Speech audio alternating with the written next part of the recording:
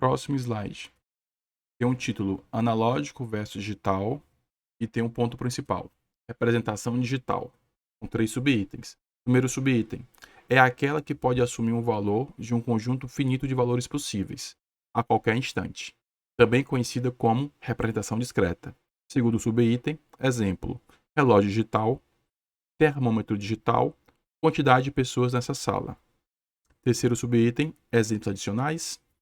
Aí existe uma imagem no canto inferior direito de um termômetro digital. Então você tem um retângulo preto e nesse retângulo você tem um mostrador. No mostrador está mostrando os seguintes números: 3,1,4 graus Celsius. Né? No caso, é o símbolo de graus, que é o círculo, e o C da unidade de temperatura Celsius. Aí ele tem um fio e nesse fio está conectado um sensor metálico, que deve ser o que mede a temperatura.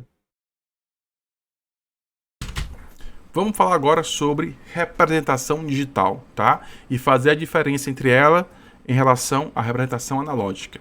Então, quando eu falo sobre o sinal digital, a primeira coisa que aparece na cabeça de vocês deve ser uma imagem parecida com essa desse termômetro, tá?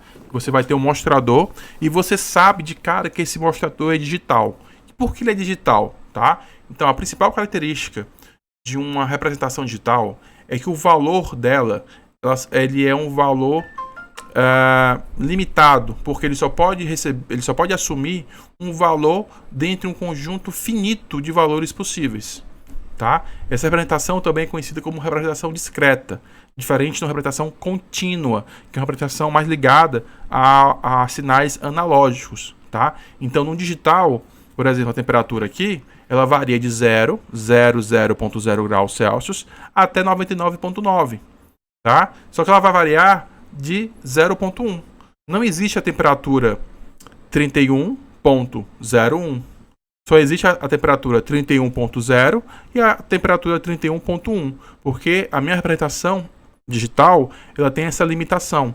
Os valores que eu posso assumir, eles são finitos, diferentemente da representação analógica. E aí, quais exemplos nós podemos dar de grandezas que são digitais?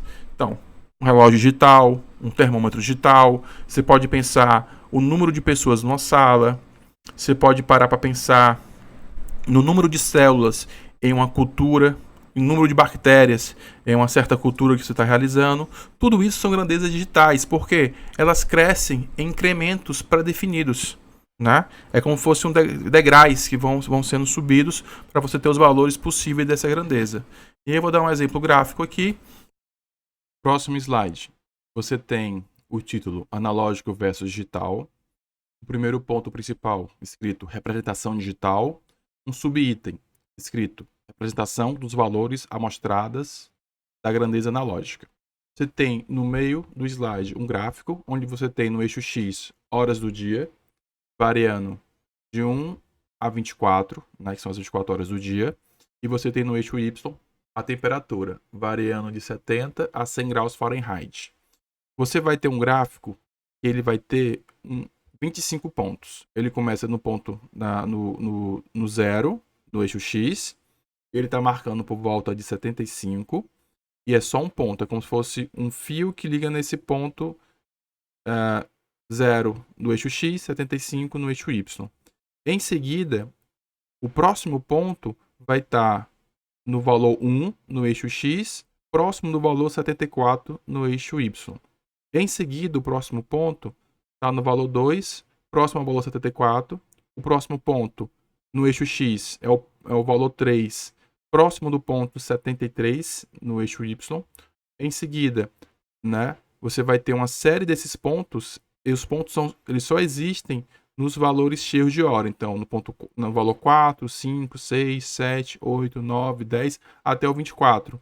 E os valores no eixo Y, eles vão variando, né? Então, quando você tem aqui o valor para a hora 5, ele está próximo de 70 graus, e aí ele vai subindo nas próximas amostras até por volta de 95 graus, aqui por volta de 13 horas.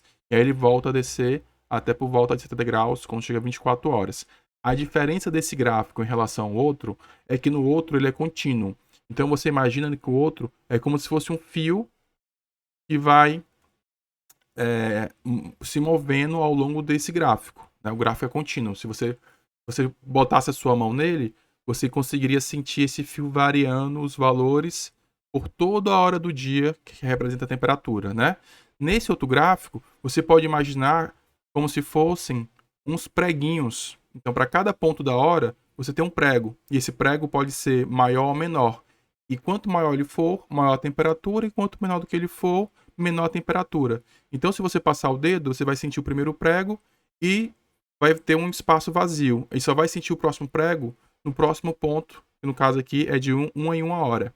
E a mesma coisa, sentir o prego do ponto de 1 hora, você vai passar o dedo, não vai sentir nada, até sentir o próximo prego, e assim você vai passando por esses pregos como se fossem a temperatura das 24 horas do dia. Isso seria o digital, né? Porque no digital você não tem todos os valores armazenados, você só vai ter alguns valores armazenados, tem uma sequência de valores armazenados, que é diferente do contínuo. No contínuo, é como se fosse aquele fio. Você colocaria o dedo no fio e ia seguindo a variação dele ao longo do dia, né? No gráfico, né? O gráfico no eixo X são as horas.